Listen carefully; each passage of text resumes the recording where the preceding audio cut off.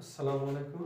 BBM সলিউশনের পক্ষ থেকে সবাইকে জানাই অভিনন্দন ও শুভেচ্ছা। আশা করি সবাই ভালো আছেন, আমিও ভালো আছি। আর আজকে আপনাদের সামনে হাজির হয়েছি বিবি অনার্স দ্বিতীয় বর্ষে ডিপার্টমেন্ট অফ ম্যানেজমেন্ট এবং ডিপার্টমেন্ট অফ মার্কেটিং এর জন্য অত্যন্ত গুরুত্বপূর্ণ একটি সাবজেক্ট, প্রিন্সিপাল অফ ফিনান্স ও ফান্ডামেন্টাল অফ ফিনান্স। এবং এই সাবজেক্ট দুটোর জন্য আপনাদের ফাইনাল পরীক্ষার জন্য অত্যন্ত গুরুত্বপূর্ণ একটি অধ্যায় টাইম ভ্যালু অফ মানি। এবং এই টাইম ভ্যালু অফ মানির আজকে আপনাদেরকে আমরা শেখাবো সুদের হার নির্ণয় করা, সুদের হার নির্ণয় করার অঙ্ক।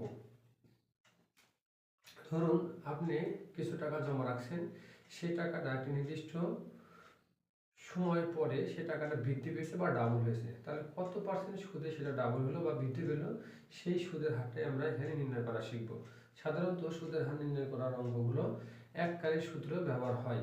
তো আসুন আমরা অঙ্ক একটি আমরা স্ক্রিনে অর্থাৎ হোয়াইট বোর্ডে লিখে রাখছি, তাহলে আপনারা দেখুন আমরা অঙ্কটি পড়ে এবং কিভাবে আর নির্ণয় করতে হয় সেটা আপনারা ফলো করুন।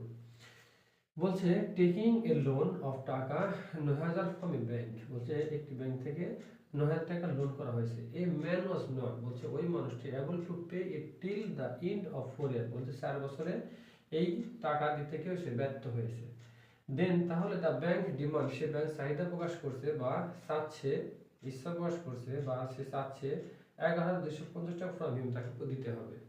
How much percent of interest compounded yearly on the demand money he was paid. বলছে ব্যাংকে তার থেকে যে টাকার চাহিদা প্রকাশ করছে বা চাচ্ছে, সে টাকা কত পার্সেন্ট সুদে চাচ্ছে বা এই টাকাটা বৃদ্ধি পেয়ে কত পার্সেন্ট সুদে বৃদ্ধি পেয়েছে।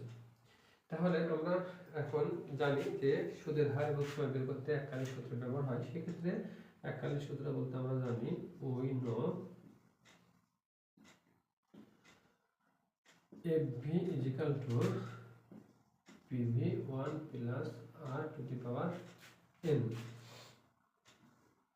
আমরা যদি এখানে হেয়ারটা করে নিই তাহলে ফলো করো পিভি বলতে গেলে এখানে হচ্ছে লোন নিয়েছে কত টাকা, 9,000 টাকা। এফভি বলতে গেলে ব্যাংক চাহিদা প্রকাশ হচ্ছে কত, 11,250 টাকা।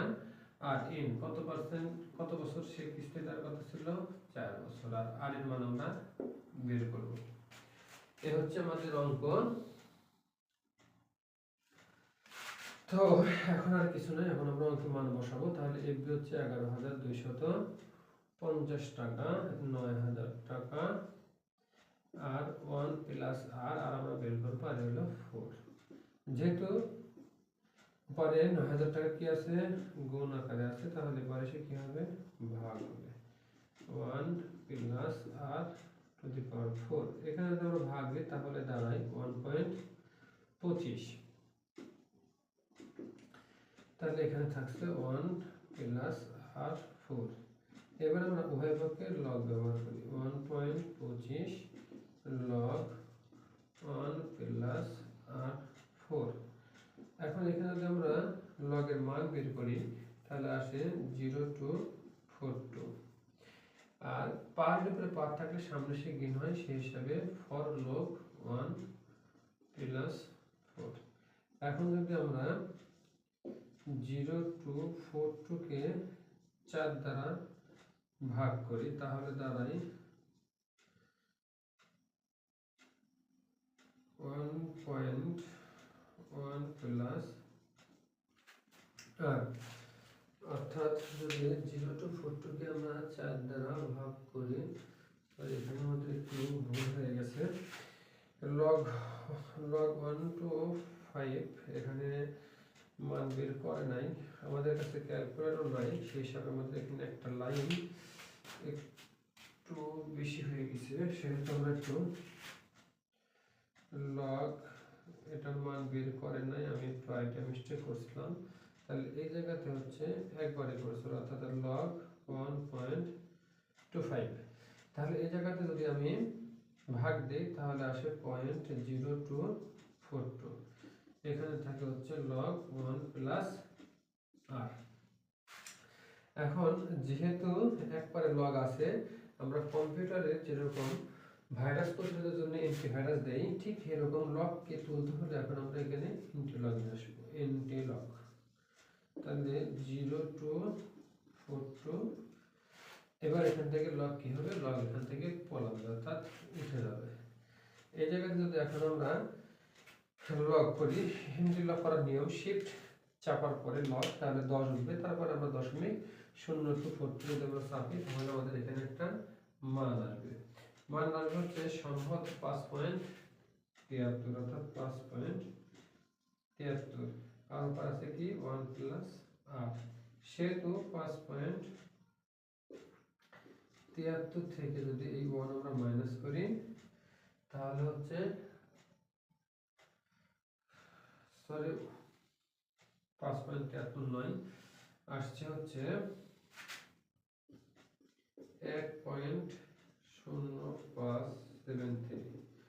আসলে ক্যালকুলেটর না থাকার কারণে আমাদের বইয়ের বিপরীত হচ্ছে, যার কারণে আমাদের একটু সমস্যা হয়ে যাচ্ছে। আপনারা ক্যালকুলেট করলে দেখবেন আসলে এটাই আসবে। তো এখান থেকে যদি এখন আমরা 1টা মাইনাস করি তাহলে দাঁড়াবে 0.73 আর অর্থাৎ r ইজিক্যাল টু 5.73%। আশা করা যায় স্টেপ বাই স্টেপ অঙ্কটি করার হয়েছে, আপনারা মোটামুটি ভাবে ভালোই বুঝতে পারছেন। তারপরে যদি কোনো রকম প্রশ্ন থাকে তাহলে অবশ্যই আমাদের কমেন্ট বক্সে প্রশ্ন রেখে দেবেন, আমরা বোঝানোর চেষ্টা করব বা প্রশ্নের উত্তর দেওয়ার চেষ্টা করব।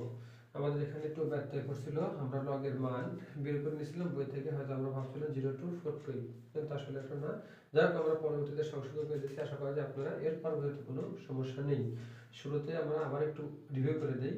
এবারে যেহেতু গুণ আকারে আছে সেহেতু আমরা এবারে কি করব, ভাগ করব। ভাগ করার পরে 1.25, এখন যেহেতু পরে পাওয়ার আছে আমরা উভয় পক্ষে লগ ব্যবহার করব। লগ ব্যবহার করার পরে এখানে লগ 1.25, আর আমরা যখন জানি পাওয়ারের উপরে পাওয়ার থাকলে সামনে এসে সেটা গুণ হয়। ঠিক সেই হিসাবে এখন এই 4 যেহেতু লগের সাথে গুণ আকারে আছে, আমরা এই লগকে 4 দ্বারা ভাগ করব। অবশ্যই এটা ক্যালকুলেটরে লগ 1.25 এর মান বের করে 4 দিয়ে ভাগ দিতে হবে। সেই ক্ষেত্রে ভাগের ফল আসবে 0.0242। এখন এবারে লগ যেহেতু রয়ে গেছে সেহেতু আমাদের এখন লগ তুলতে হলে এন্টি লগ নিয়ে আসতে হবে। এখন আমরা এন্টি লগ 0.0242 ওপরে তখন লগ উঠে যায়, অর্থাৎ 1 প্লাস r থাকে। এবার আমরা এন্টি লগের মান যদি বের করি, এন্টি লগের মান বের করার নিয়ম হচ্ছে শিফট লগ শেপে 0.0242 তুললে এই মানটা আসবে, অর্থাৎ 1.0573। এরপরে উপরে যেহেতু 1 প্লাস r আছে, পরবর্তীতে উপর থেকে 1 এপারে যদি আসে তাহলে যেহেতু যোগ আকারে ছিল তাহলে এপারে বিয়োগ হবে। বিয়োগ করার পরে দাঁড়ায় 0.0573, আর এটাকে 100 দিয়ে গুণ করলে পার্সেন্ট আনার জন্য 100 দিয়ে গুণ করলে দাঁড়ায় 5.73। আশা করা যায় আপনারা অঙ্কটি বুঝতে পারছেন। আর তারপরে যদি প্রশ্ন থাকে তাহলে অবশ্যই আমাকে হোয়াটসঅ্যাপ এবং মেসেঞ্জারে অথবা কমেন্ট বক্সে প্রশ্ন রেখে যাবেন এবং আপনাদের উত্তর দেওয়ার সর্বাত্মক চেষ্টা করব। সবাই ভালো থাকুন এবং আমাদের আগামী ক্লাস পেতে আমাদের সাথে থাকুন। আজকে পর্যন্তই। আল্লাহ হাফেজ। আসসালামু আলাইকুম।